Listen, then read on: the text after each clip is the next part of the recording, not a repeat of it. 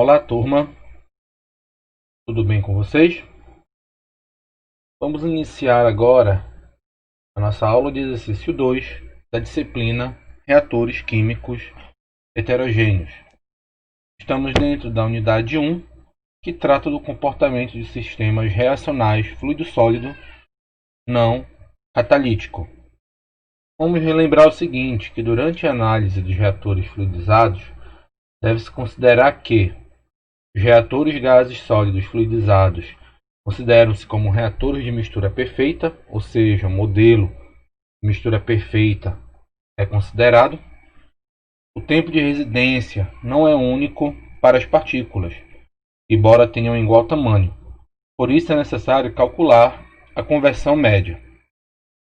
Para a mistura perfeita, a função teórica da distribuição de tempo de residência é a dada aqui em destaque,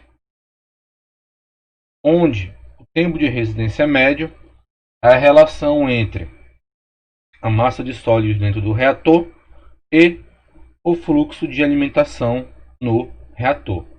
E isso é válido para quando a densidade do sólido é constante. A fração não convertida para partículas de tamanho único é calculada pelas equações 1.33 a 1.37, conforme a etapa controladora. Temos aqui as equações de 1.33 a 1.37, que são utilizadas para partículas esféricas de tamanho único, considerando o modelo de centro sem reagir válido e para cada etapa controladora: difusão no filme gasoso, reação química e difusão na capa de sólidos. A fração não convertida para partículas de vários tamanhos se aplica à equação mãe 1.39, e lembrando que as equações apresentadas na tabela anterior são substituídas aqui dentro da equação mãe e são chamadas de equações ou fórmulas específicas. E, como foi visto, essa equação depende da fase controladora. Ok?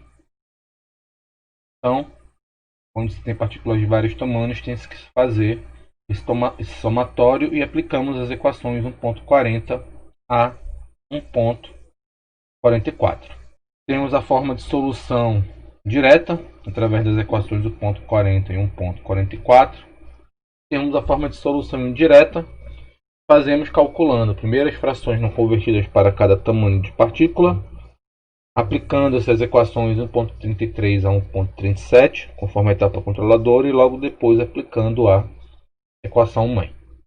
No cálculo dos reatores fluidizados, pode-se ter dois casos: sem arrasto de sólidos e com arrasto de sólidos pela parte superior do reator.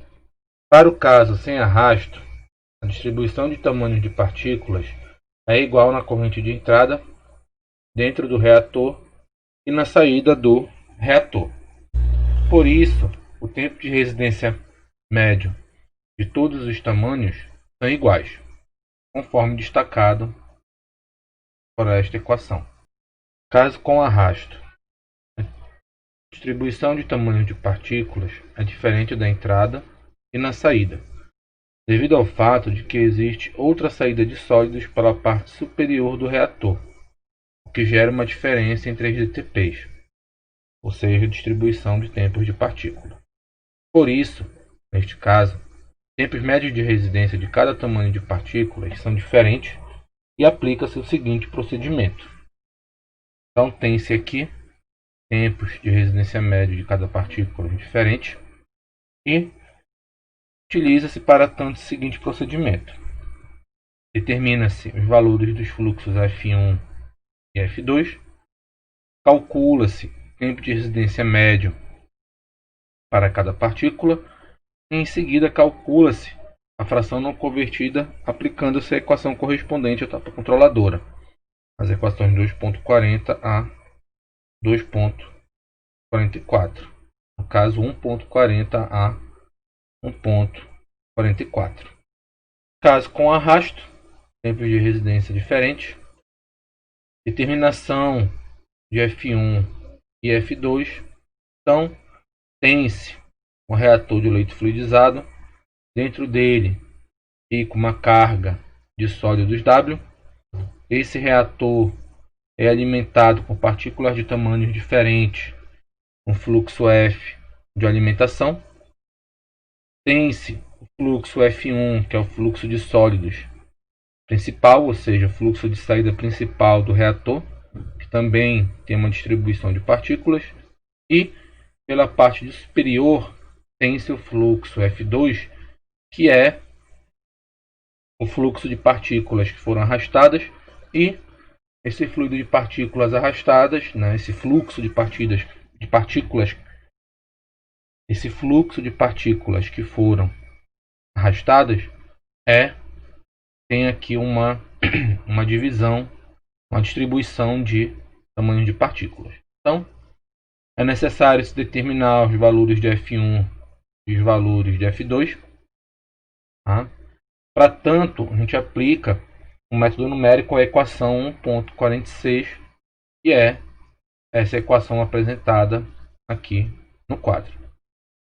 Aplicando esse balanço de massa entre as correntes de entrada e de saída, e no próximo vídeo faremos um exercício sobre reator de leito fluidizado. Até lá, pessoal!